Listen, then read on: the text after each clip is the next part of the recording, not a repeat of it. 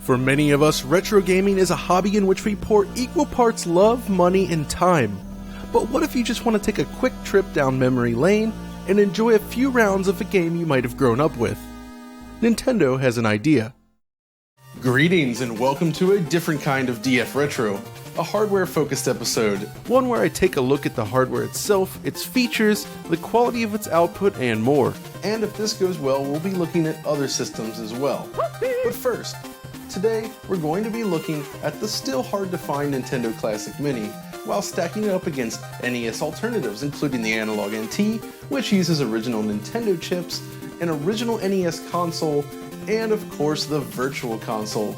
Now, the Classic Mini is an interesting way to relive the NES days, with a nice selection of available games right out of the box. But is it good enough for retro enthusiasts? That's what I'm here to look at today.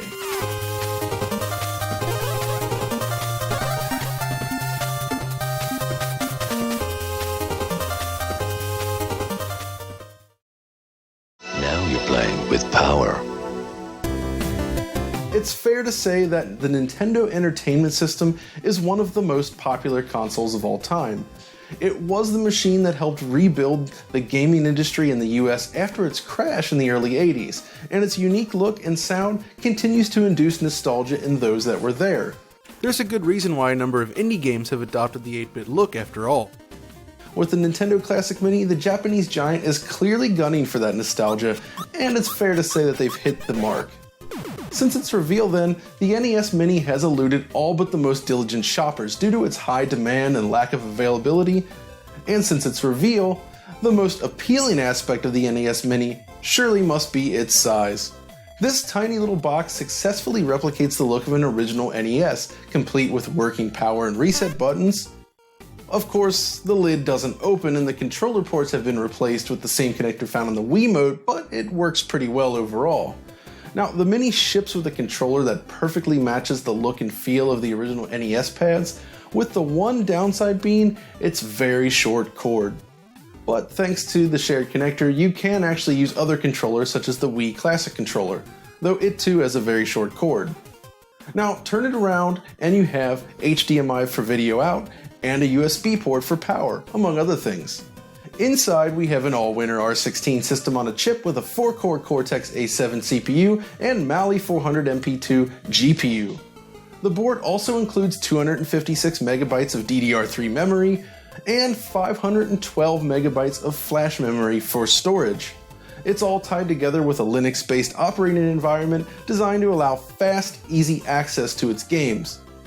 While the look and feel of the system plays a large role in the appeal, the actual quality of the emulation is clearly a key component as well.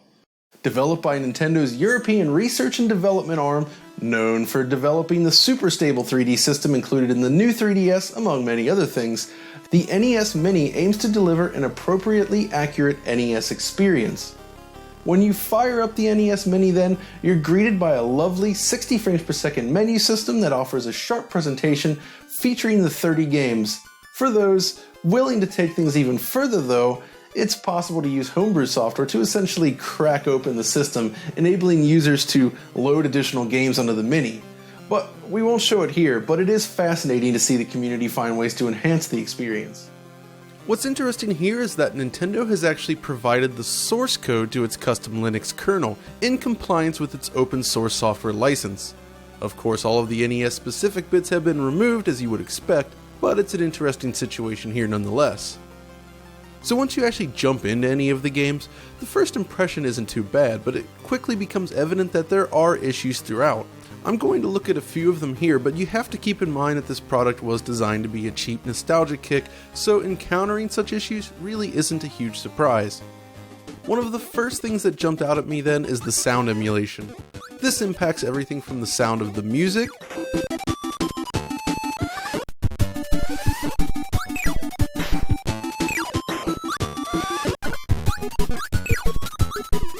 to sound effects that rely on the noise channel.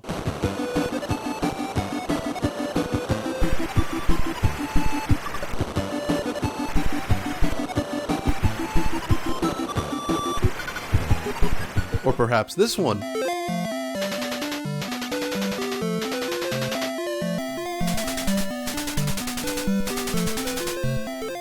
you'll find these sorts of errors across every game. But there are other little details that I found interesting as well, such as the status bar here in Mario 3. Notice how it's different between the NES Mini and a real system? A difference in the emulation of the MMC3 chip, no doubt. And yeah, I understand this isn't the kind of thing that a casual player will notice or care about. The reason I mention this though is that it shows the lack of care by Nintendo to produce an accurate emulation experience. And again, while it won't matter to most users, I do think it's worth pointing out. Okay, but if we get past that, how does it actually look and play on a modern television? After all, NES games were designed for lower resolution CRT televisions. To start with then, the Mini outputs at 720p. The NES itself uses a 240p display mode while outputting 256 by 224 worth of pixels. By multiplying the horizontal and vertical resolution each by 3 then, we get an image that fits comfortably within a 1280 by 720 canvas. The Mini offers 3 display modes, a default 4x3 option, a 1:1 pixel mode, and a CRT mode which is designed to replicate the composite video output of an original NES. Each mode has its advantages and disadvantages, but none of them are perfect. The NES was designed to take advantage of CRT televisions which lack a fixed resolution. Modern flat panel displays, however, use a fixed pixel grid, and the associated resolutions use square pixels, while the NES effectively uses non-square pixels. So, when you stretch the image to fill a 4x3 window within a 16:9 display, pixels can be distributed unevenly in some cases. The higher the fixed resolution, the easier it is to scale without visible artifacts. Unfortunately, 720p isn't a high enough resolution to overcome this limitation, at least without using interpolation of some sort, which kinda goes against the pixelated look Nintendo is aiming for here. When using the 4x3 mode with the NES Mini then, there are visible artifacts present that become obvious while the games are scrolling.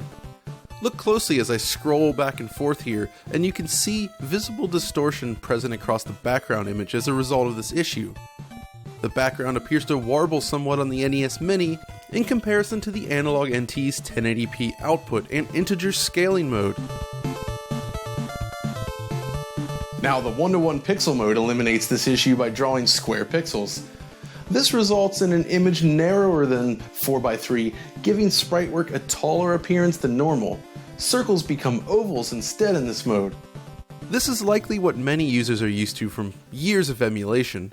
It doesn't necessarily look bad, of course, but it's just not entirely correct since these games were designed to be used on 4x3 displays.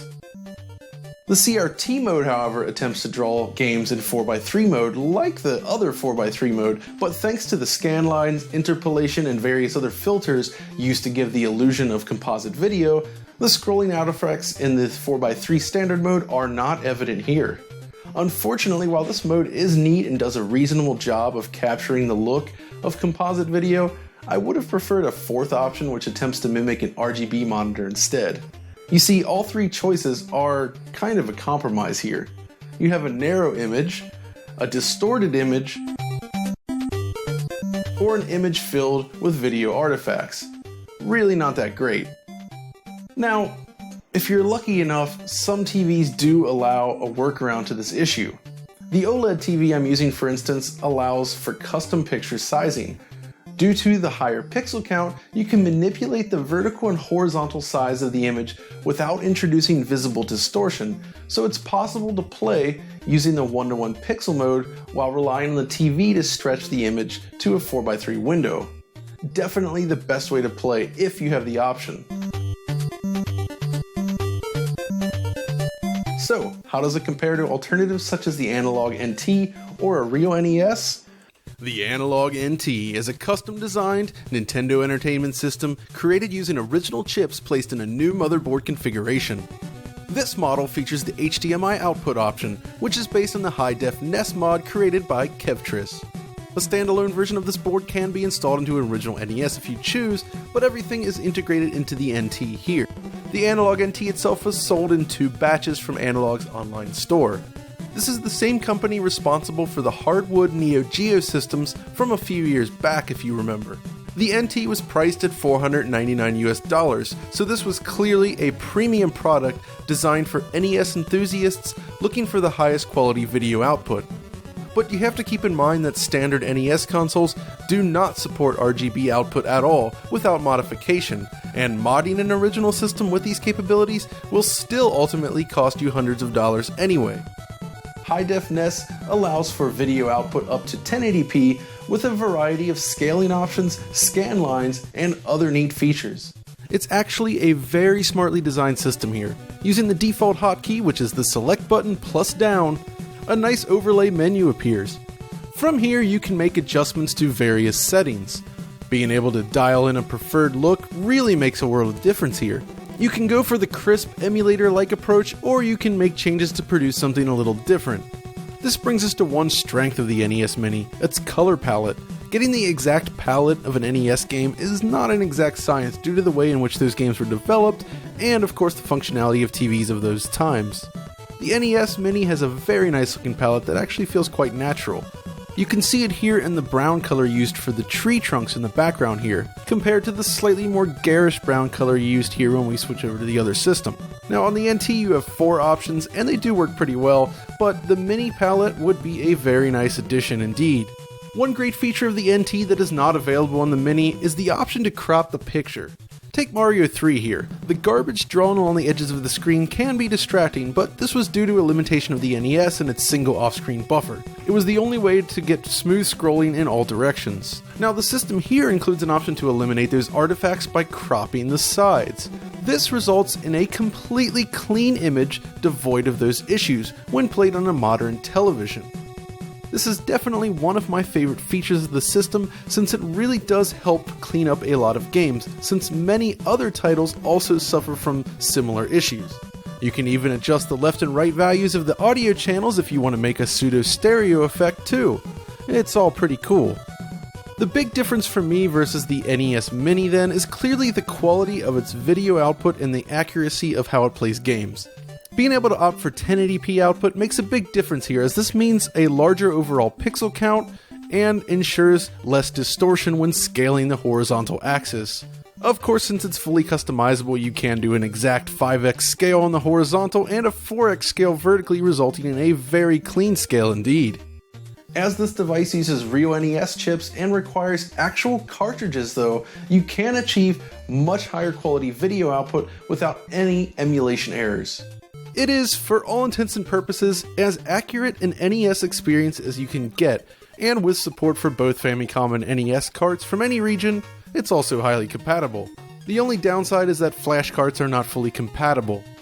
As you've seen by now, picture quality here is exceptional, and this is definitely my preferred way to play NES games. But again, the two products do have a very, very different audience. The NT was designed for retro enthusiasts, and the NES Mini is just for those that want a quick blast of nostalgia. Of course, the original NT here is no longer sold, but Analogue does have a new product coming up, the Analogue Nt Mini, which uses an FPGA instead of a custom motherboard with original chips, but hopefully we'll look at that in the future. But for those that are more in the middle here and want something that's true to the NES experience, but maybe not quite as expensive, there is another option. That is, of course, an original NES. The old gray box still has its charms for sure. The original units are designed to output composite video or RF, and can be had for relatively reasonable prices if you look around. I have an NTSC unit and a PAL unit, which includes a unique multi-out port on the back, but despite its lettering, it's actually just composite video via SCART. For this comparison, I've attached the NES to a FrameMeister upscaler unit with scan lines enabled, and you can see how it stacks up against the NES Mini's own composite video filter. Compared to the way I've tuned the FrameMeister, the Mini scanlines here appear somewhat less defined and less dark, and there is additional blur visible across the image. It is kinda neat to see some of these artifacts translated accurately when using this mode, however. The filter really does provide a reasonable facsimile of NES composite video. Now you might be noticing that there's a slightly different scale to the images. This is due to the use of the x2 pixel mode on the FrameMeister. I've chosen to scale each side by 200% in order to retain scanline spacing. If this is the look you're searching for, then it's really not a bad option, but unfortunately you'll need a CRT or upscaler unit, which kinda drops us right back into the Enthusiast on a budget corner. Most televisions today don't handle 240 content properly at all, so if you plug it into your flat panel, well, it might not work at all, or it will look pretty bad. Clearly, it's the HDMI output on the NES Mini that makes it so useful in the modern living room. But it's not the only HDMI option from Nintendo. But first, it's time for the Digital Foundry Minute.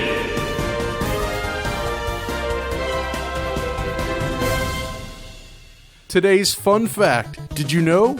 Teenage Mutant Ninja Turtles on the Nintendo Entertainment System actually only runs at 30 frames per second. In comparison, nearly every other game that you might play on the system actually operates at 60 frames per second. This Digital Foundry Minute was brought to you by our friends at Sega. Sega challenges you with the ultimate video game, the Sega Master System. Now back to the show. Oh yes, where were we? The other official Nintendo solution to playing Nintendo games is, well, Virtual Console. Unfortunately, it's also perhaps the worst way to enjoy NES games, at least on the current Nintendo systems such as the Wii U that we're seeing here. As you can see, the main issue is that the image is just blurry and dim in comparison to what we see on the NES Mini, and in fact, it really just looks dingy and ugly compared to every other option as well. It's something that fans of the Virtual Console have complained about for quite some time, and it's not applied to everything either, like the Virtual Console versions of Game Boy Advance games that were programmed by M2. These look pixel perfect and absolutely fantastic. Bright, vibrant, none of these changes. But why does NES like this? It's likely the decision was made in order to avoid seizures that could be caused by flashing colors. Which brings us to another interesting feature on the Mini. A different approach to avoiding seizures. When flashes happen, then they are either reduced or modified within each game. Here's how Mega Man 2 looks when you select a boss normally. And here's the NES Mini version. Only a single little flash.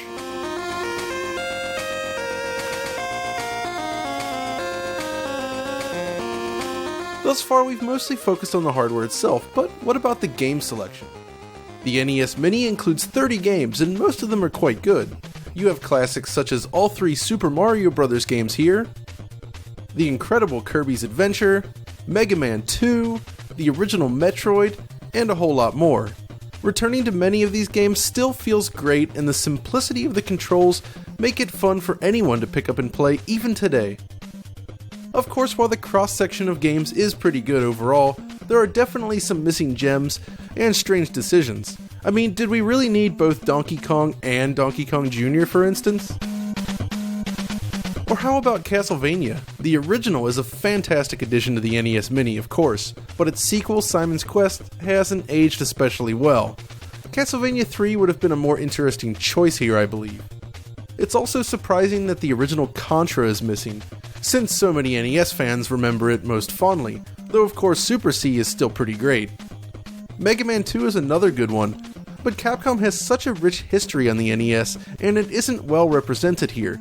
Where's something like Bionic Commando, which would have been an awesome choice, or even another Mega Man title, or Mighty Final Fight, or something like that? I'm not sure the port of Ghosts and Goblins was a great choice here. There are better ways to experience this game. Also, rather than including both of those aforementioned Donkey Kong ports, what about something like The Adventures of Lolo, another game developed by HAL, the creators of Kirby? I think it would have fit right in here. And what's up with the lack of Sunsoft? Blaster Master, Journey to Silius, or the first Batman game? Well, I suppose licensing would stop that one. Sunsoft has produced some amazing NES games, and it's a real shame to see them absent. Of course, this kind of raises another interesting point here. One of the most sought after NES games on the market is Gimmick, or Mr. Gimmick in another territory, and it would have been neat to see it included here. But would it even run?